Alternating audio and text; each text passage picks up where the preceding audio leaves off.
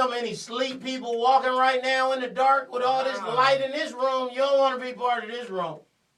404-603-8770 is Wellness Wednesdays. I got my girl Terry J. Bond sitting in. Yep. I got Karan Riley sitting in. Yes, sir. And just in the studio, my homegirl Brandy Ford of Game Changers 180. Yes, sir. Now, I'm gonna just read what she sent me, and then I'm gonna let her tell you about her true ministry.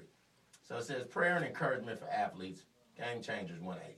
Hi, family. I want to take a brief moment to thank you for the push and the prayers you have given me over the past 2 years. Because of the greatness upon my life and the purpose and destiny God has given me, I've received the direction to formulate Game Changers 180. I'm very excited. God has blessed me to do ministry with athletes for the last 12 years, and I'm looking forward to the next 50 years doing what I do best, encouraging athletes. Game Changers 180 is a ministry dedicated to changing the way athletes receive the gospel of Christ. Let me say that again.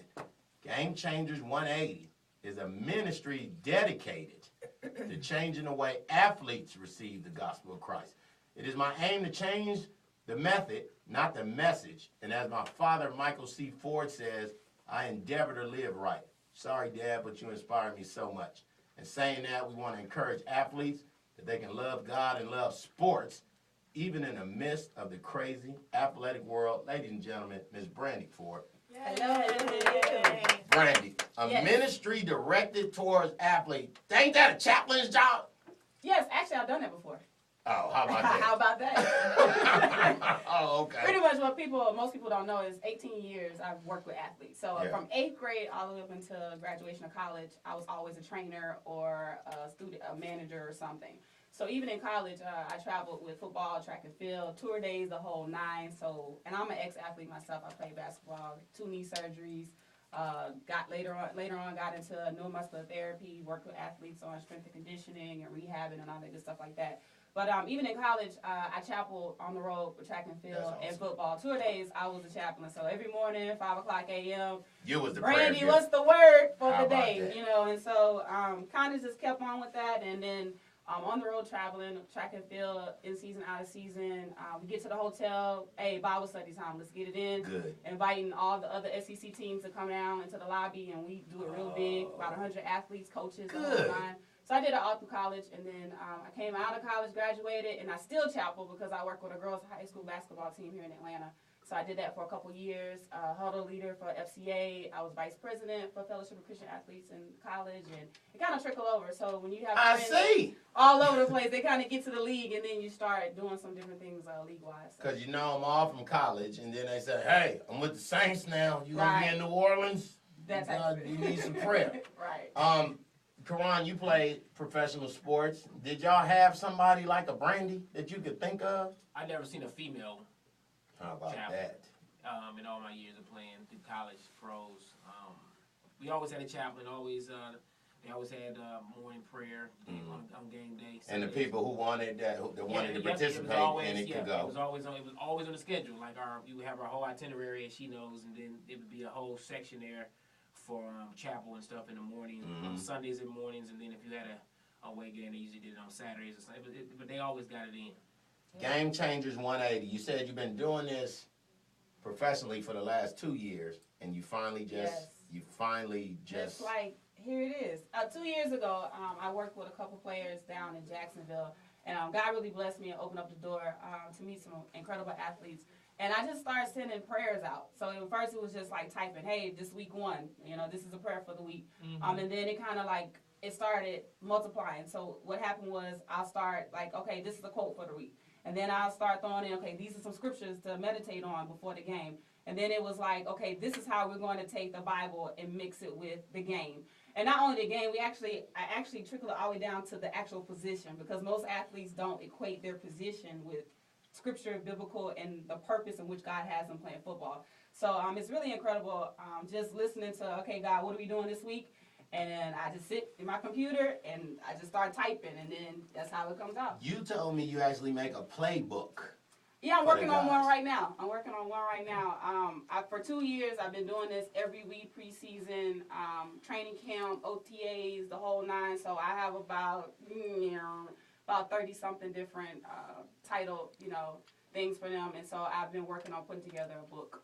Terry, when you hear stuff like this from Ain't It? It is. It's really beautiful. I love that you just, because, we all have different lives. We all do different things, different careers. Apollo, come here. I'm sorry, go ahead. Albert. And just the fact that your ministry is, targeted towards these guys and professional athletes. Right. I just think that's beautiful because it fits. God and our spiritual walk fits in every aspect of life. And it has to. It has to. You don't have to be retired from the NFL to now love on Jesus because you broke and you ain't got a rushing record no more.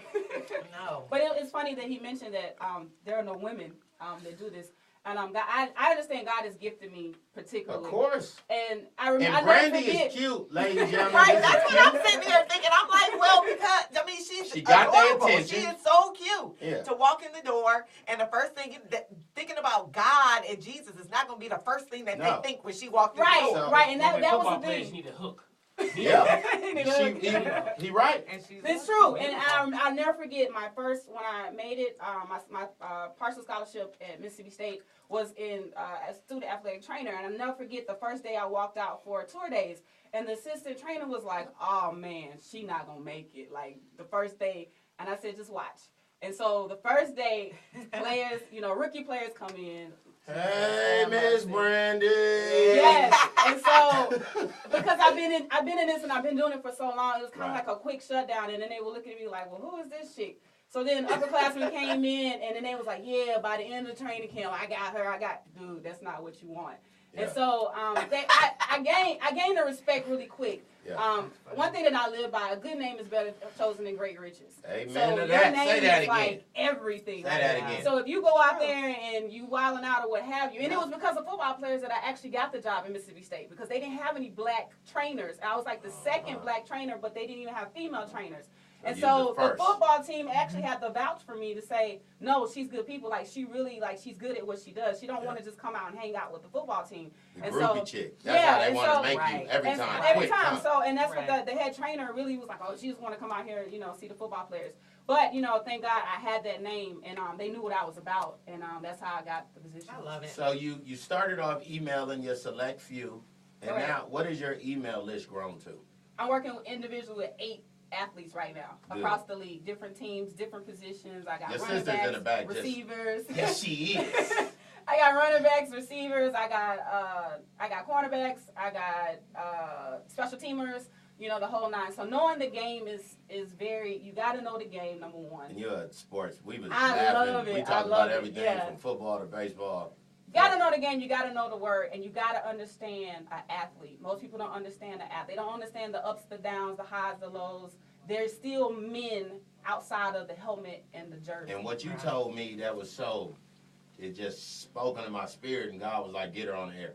You said, I have to speak to the man. Yes, you got to speak to the man. And not the linebacker or the celebrity, or I have to speak to the man, that inner man that's still a boy whose dad didn't love him, who don't have a dad, who don't have a relationship with his mom, you have to talk to that person because it's 9 walls before him. Yeah. Before him. Fame, football, money, females, wealth. It's endless. So. Right. And the other week we talked about don't bite the apple, man. Don't get caught up in the hype.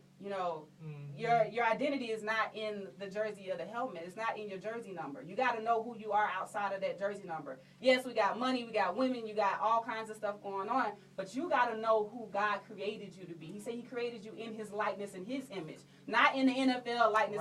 That's just the gift and the calling of God that comes without repentance. So that's just a launching pad for the next part of your destiny. I love it. Who can't? Brandy, what's your website? What's your email address? Put your phone number. Are you married or are you single? I'm single. Isn't this crazy? Yeah. But you done made everybody not like you because you're Jesus, lady. Right. You know that's Brandy. That's Jesus girl. Oh, yeah. That's just Brandy. Man, who that fine girl? Who you talking about? Mary? Magdalene over here? What's your email address? What's your website, baby? Email address, gamechangers180@gmail. You can tweet us at GC180tweet. Ladies and gentlemen, my very good friend Brandy Ford, Brandy Wellness Wednesdays. We do that every week. If you want to send one of your, this is what you did this week, and it just happened to go to our Joel Osteen, The Great Expectation. There's a specific instruction from God himself that can take a long, exhausting, rigorous, and aggravating day or night and turn into a great expectation of harvest.